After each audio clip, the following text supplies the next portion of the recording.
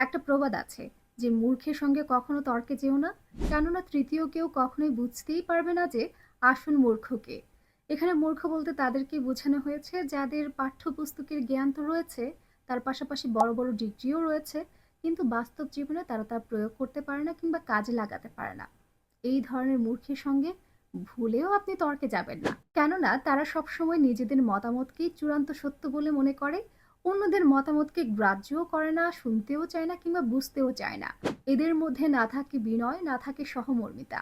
যেটা থাকে সেটা হচ্ছে অহংকার এবং আত্মম্ভরিতা। আপনি যতই ভালো ভালো যুক্তি দেন না কেন, খেয়াল করলেই দেখবেন যে এরা সবসময় তা ভুল প্রমাণ করার জন্য মরিয়া হয়ে ওঠে।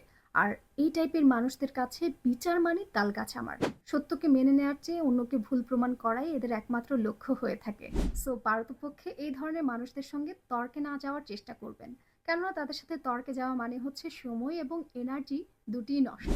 আর মনে রাখবেন, এই ধরনের মূর্খরা সবসময় জিততে চায়, শিখতে কিংবা বুঝতে নয়।